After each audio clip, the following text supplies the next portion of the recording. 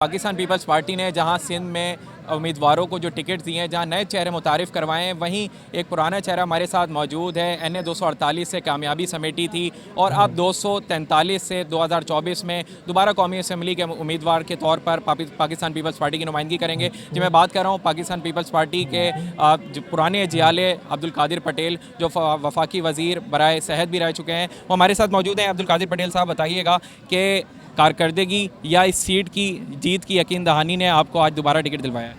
अल्हम्दुलिल्लाह, बिल्कुल सही कह रहे हैं, दुरुस्त कह रहे हैं आप। और अल्लाह की ज़ात का बड़ा एहसान है कि ये जितना वसी उरीज़ हल्का है और उसमें जहाँ भी आप जाएं तो आपको पीपल्स पार्टी जो है वो सबसे बड़ी जमात बन के मिलेगी।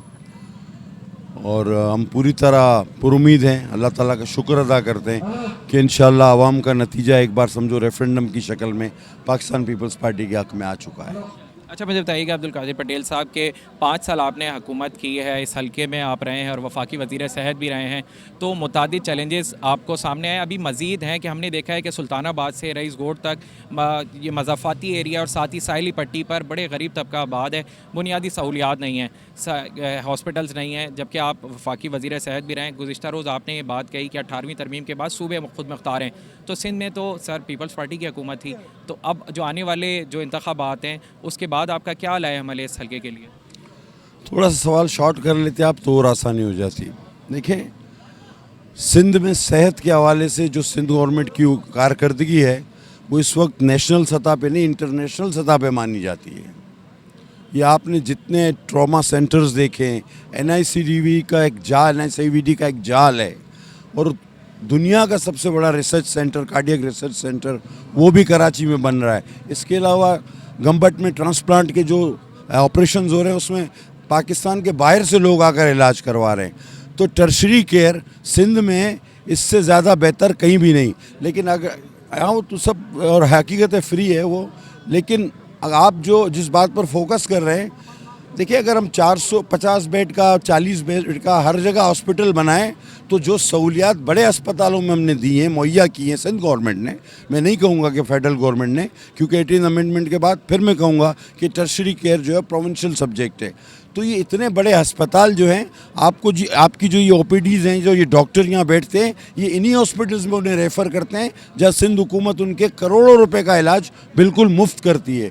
तो पाकिस्तान नहीं बल्कि इंटरनेशनल तौर पे सिंध गवर्नमेंट को सहारा जाता है इस हेल्थ के मसले पे। अच्छा सर, आप आ जाते हैं, बात करते हैं रिवायती हरीफ़ों की। जब आप फ्लोर ऑफ द हाउस होते थे तो रिवायती हरीफ जो आपके थे, आपके बयानात जो है वो शायद सुर्खियाँ बने रहते हैं। अब मैं आपसे बात करूंगा, एक पीपल्स पार्टी मुखालिफ एक अलाइंस बना है सिंध में, जो ये कहते हैं कि पीपल्स पार्टी ने बेख्तियार कर दिया है, जो MKM पाकिस्तानी मौक़िफ़ अपनाती है कि पीपल्स पार्टी ने कराची के अवाम को बेख्तियार कर दिया है, और साथ ही साथ मुस्लिम लीग नून के आपके जो मुद्दे मुकाबिल उम्मीदवार हैं अख्तर खान जदून, उन्होंने ये कहा है कि उनका मुकाबला कादिर पटेल से नहीं बल्कि आसिफ अली जरदारी से है। देखिए, अब इंसान को अगर किसी का दिमाग ख़राब हो जाए तो उसमें अब उसका तो इलाज नहीं कर सकते ना। बाकी मैं ये कहूँगा कि जो MQ ने बात की है तो वो बेख्तियार होते हैं तो बार बार हमारे साथ हुकूमत में क्यों बैठते हैं? अभी भी वफाक में वो अमीनुल हक भी वज़ीर थे और वो पोर्ट एंड शिपिंग के भी मिनिस्टर उनके थे। तो ये कैसी बेख्तियारी है कि वो हुकूमत में भी होते हैं और बेख्तियार भी होते हैं? तो मुझे कभी MQ का ये मसला समझ में नहीं आया कि वो इक़्तिदार से भी चिमटे रहते हैं और फिर बाद में कहते हैं हम बेख्तियार होते हैं। असल में वो जो वहाँ से उनको जो मिलता है वो आवाम तक नहीं पहुँचाते, अपनी जेबों में भरते हैं और फिर आवाम को कहते हैं कि जी भाई हम बेख्तियार थे। अब भी अच्छा उनको वज़ीर आज़म भी नहीं बनना, अभी नहीं बनना ना, फिर वज़ीर आला भी उनका नहीं बनना, तो अब भी इसका मतलब है उनको इख्तियार नहीं मिलना जो वो चाहते हैं। तो फिर वो क्यों इलेक्शन लड़ रहे हैं? और क्या गारंटी है कि अब के वो इलेक्शन जीतने के बाद ये नहीं कहेंगे कि हम तो बेख्तियार थे? ये 3-4 वजारतें ले लेंगे और कहीं बैठ जाएंगे और फिर कहेंगे कि हम बेख्तियार थे। तो ये रोसा भी और खासा भी ये चलता रहता है। अच्छा सर, आखिर में मुझे ये बताइएगा, सीट एडजस्टमेंट के हवाले से क्या कहेंगे? आपके सीट एडजस्टमेंट भी और एक दूसरे के मद्दे मुकाबिल भी हैं, बहैसियत सियासी वर्कर आपको इसका फ़ायदा होगा? और जो इस सीट एडजस्टमेंट का मामला है इन जमातों के दरमियान हल हो चुका था या इसके मनफी असरात आएंगे आपके समझ? ये हम तो हमेशा ये अलाइंस के अगेंस्ट ही लड़ते हैं ना। पहले भी वो SDA था, सिंध दुश्मन अलाइंस, अभी यहाँ भी जो यतीम है वो इकट्ठे हो जाते हैं, वो उसके आसरे पे होता है, वो उसके आसरे पे हैं। ये अपने साथ भी एक दूसरे के साथ सिंसियर नहीं है। ये कोने कांचे में हमें मिलते हैं, कहते हैं हम इधर आपके साथ हैं, उधर आपके साथ हैं।